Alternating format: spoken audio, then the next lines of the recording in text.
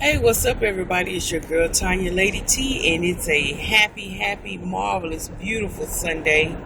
And I'm on my way to church, and I just want to stop in and say hey to everybody. I hope everybody has a blessed, productive, and prosperous, healthy week. Amen. But I wanted to just come on here and just say something really briefly. And I'm going to tell y'all something. This is something that really has been bothering me, just period. Now, let me talk about church for a minute, y'all.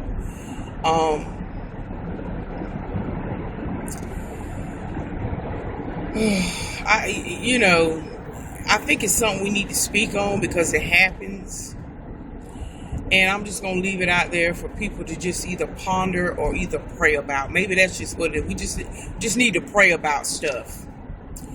I find myself sometimes talking to my friends and or family, and we're all in the household of faith. We all love the Lord and all of that. But it sometimes seems as though if I communicate with people that don't look like you, that don't, I guess they're not in your social circle. People question, what you talking to her for? I'm just going back and thinking about, that's the same thing, Jesus had to deal with. When he went and talked with prostitutes and tax collectors and people that are seemingly unclean, he got this shunning from those that were steeped in the religion of the church. And I just want to remind people, what are we here for? With all our laughing and all the things that we get, let's get an understanding of why we're here, really. We're supposed to be talking to those people who may not look like us, that may not be from the same echelon, if you will, of where we live or dwell. We're supposed to be talking to people who seemingly are lost, or those who aren't lost, that are in the corporate offices that feel like they don't need God. And again, there's a time and place for everything. You can't just, I did a video a while back, you just can't just jump out and start speaking in tongues. Sometimes you just have to sit at your desk quietly and pray for somebody. Everything you do don't have to be seen. And again, I think we're conditioned to think that, it's comfortable for us to talk and to quote scriptures back through one another, back and forth to one another. And there's nothing wrong with sharpening each other's iron. Absolutely. But we can't just hoard that and keep it to ourselves and keep it for ourselves. So we can look like we are the king and queens of the neighborhood of what? Of our own knowledge? We're the kings and queens of our own knowledge, and we're not willing to share it.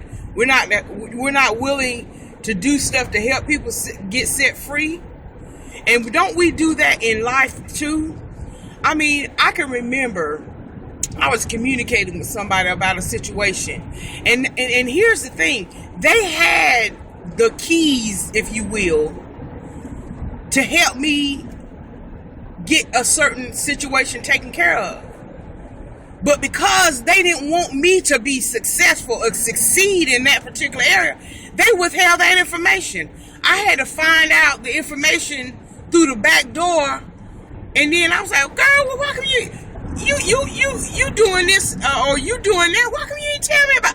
Oh, girl, I just, it's a lie. They just didn't want you to. They didn't want you to be able to be set free, and it was something very minute. It was carnal. When I say carnal, it was something worldly. And so, why is it okay that you have the keys and the information and knowledge, if you will, to a certain situation? It might be something you directly deal with. Oh, but because you don't want to see this other sister or brother get ahead, or their little notch on the belt might become greater than yours, so to speak, in your eyes, you withhold the information. But I thank God that God doesn't hold anything good from us. So any good information we need, it might be several weeks down the road when you might have needed it back then, but he will eventually show you or take you down another avenue where you can get that information so you can be set free of whatever it is. And like I said, that's why, the Lord said, trust no man. You believe me. But it's a shame, though, and this happens a lot of times in a household of faith. Instead of them giving the information to you, which is what we're supposed to be doing, whether it be from spiritual things or natural things, we're supposed to be helping one another. Girl, yeah, go to this bank and go talk to XYZ, and girl, she'll look at your situation. She'll do everything she can to XYZ in your situation. But some people won't even give you that information because they don't want to see you succeed. And I'm talking about, these are the people that you sit in the pews with and praising God and lifting hands. Why are we like that? Why? Why do we want to withhold things from people? I just don't understand it. And you look at other cultures, they don't do that. They don't do that. But we do it here. We do it. And I don't understand why. If you got information that's going to help set a sister or brother free, and you're going to deliberately withhold it, come on now. You need to check yourself about that. And I'm telling you, and as I'm speaking, you probably think, oh no, people ain't like, yes they are. Yes they are. Oh my God. And the older I get, it's oh my goodness. But anyway, like I said, I'm on my way to church, and that's why I'm on my way to church, to get my spirit right. But I just wanted to come on and say, let's just pray in that area. I'm asking for people to pray that people that are in the household of faith, let's help one another. Let's start withholding information. If you know that person can go down there to this business and get a blessing for whatever reason, or gain knowledge about where to go, who to call, why withhold that information from her or him? Let's help one another, y'all. Anyway, I love each and every one of y'all. Y'all go ahead on and have a blessed week, a productive week. And may God bless you, and may the peace of the Lord be with you. And let's help one another.